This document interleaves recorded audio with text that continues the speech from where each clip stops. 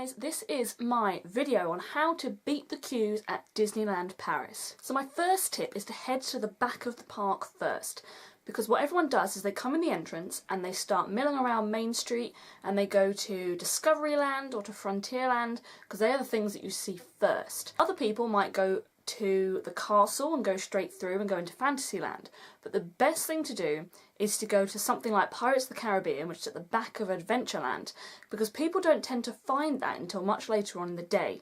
So if you want to get on rides at the back of the park when they're not busy, head there first. The next thing to think about is to utilise your extra magic hours.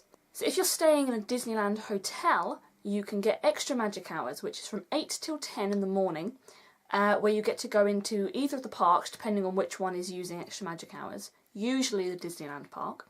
You get to use that 8 till 10, and it's only for hotel guests or for annual pass users. Not all of the rides are open, it's a select number of rides, but it means you get to go on those rides with less people queuing, and it's a really, really good time to do character meet and greets. Minnie, Mickey, Donald, Goofy, Pluto, Daisy, Chip and Dale, those sort of characters. If you want to meet them, extra magic hours is the perfect time to do that. A lot of the rides in Fantasyland are open during extra magic hours, so if you want to go and do them first, that's a really good time to do it. So my next tip is to go on rides during the peak meal times. So the peak meal times are somewhere between 12 and 2 for lunch, and then 5 and 7 for dinner. So if you go on rides during those times, that's when most people will be eating, which means that the queues will be far less likely to be busy. Similarly, eat your meals before 12, after 2, before 5 and after 7, so that the restaurants are less busy at the same time. Now this is my biggest tip for beating queues. As most of you will know, Crush's Coaster is one of the busiest rides in the whole resort.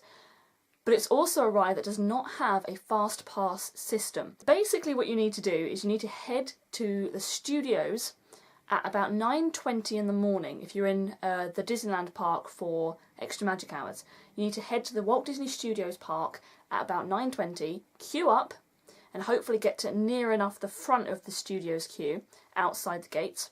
They will open the gates somewhere around 9:30, 9:35. The park doesn't officially open till 10 AM. But what they will do is they will open Crush's Coaster slightly earlier. Head straight to Crush's Coaster, so you go through the studio and to the right, and Crush's Coaster is there, and queue up outside. So when they open the ride officially, you can be one of the first ones there, and you will only be queuing about 15 minutes.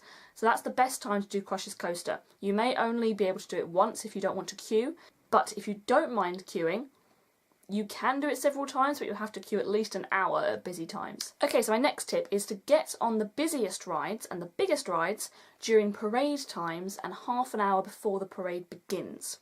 You can get a guidebook when you walk into the parks, which tells you all the attraction times, so shows and parades and things that go on in the theatres and meet and greets and all that sort of stuff. You can get a guidebook that shows you all of those times, so you'll be able to find out the parade time and go on the big rides during parades and half an hour before. Big parade goers will be choosing their seats, and they'll be sat down on Main Street or near Fantasyland, and they'll be waiting for the parade to begin. So at that point, while people are flocking to Main Street, you can go on the bigger and more busy rides. The same theory applies for park closing time. So if you're going at a time where the park closes at 11 PM, then start going on the bigger and busier rides from 10 PM, because that's when park goers will start to queue up in Central Plaza and down Main Street waiting for the fireworks display, which at the moment is Illuminations.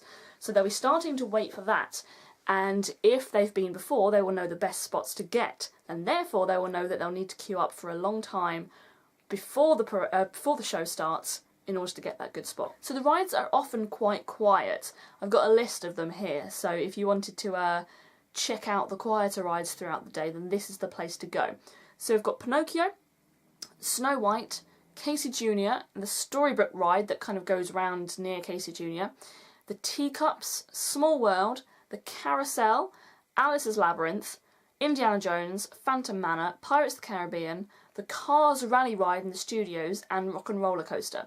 Now all of them are quite quiet throughout the day, they don't often have peak times, so that usually no more than 30 minutes in summer in peak periods and no more than 10 minutes in really quiet times. So anything that's got a fast pass option on it is likely to be quite a big queue for most of the day. That's not always the case, but it's generally the rule.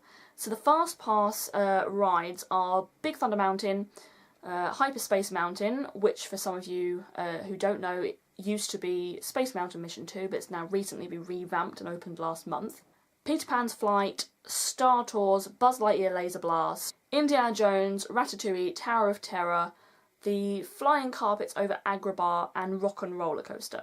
So those rides are likely to be very busy, but the best thing you can do is get a fast pass. Utilise the fact that you are allowed a fast pass with your park ticket to visit the big attractions with long queues. Try and have a bit of a plan as to what you want to do through your day.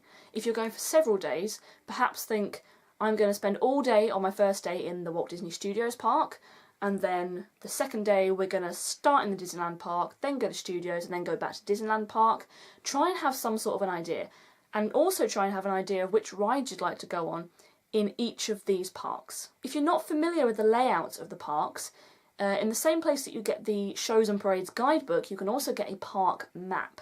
And the park map will be really useful for you if you don't know your way around. It stops you from going from here to here to here to here to here. You can kind of think of an order that will be a little bit more time effective for you, because the most time consuming thing is splitting from land to land to land to park to another land. So the best thing you can do is actually have a bit of a plan as to what you want to do. And finally, my last trick is to download the Magipark app. Now, I've said this in one of my other vlogs. It was my vlog about what to take into the Disneyland park, so I'll link that down below for you all.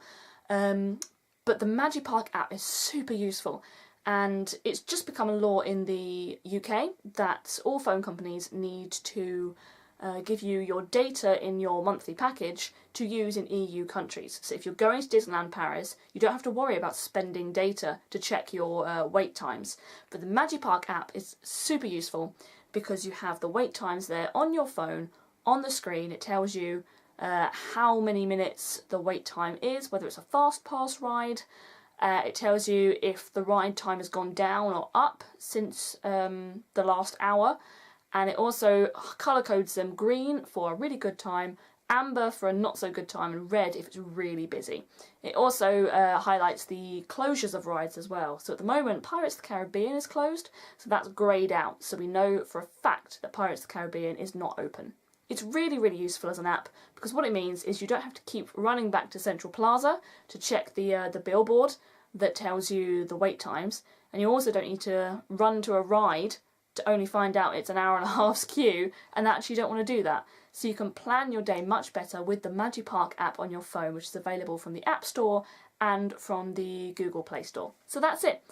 That's my top tips for beating the queues in Disneyland Paris. If you have any questions, I'm more than happy to answer them underneath. I will link all my social media sites down below, so if you want to get following, you may do so down there. Stay tuned on my WordPress blog, because that's where I'm going to be telling you all about the upcoming plans for our trip to Disneyland Paris in October. Thank you all so much for watching. Don't forget to subscribe, like and share this. Follow me on social media. And stay tuned for next week's vlog next Friday at 6 PM. Thank you. Bye.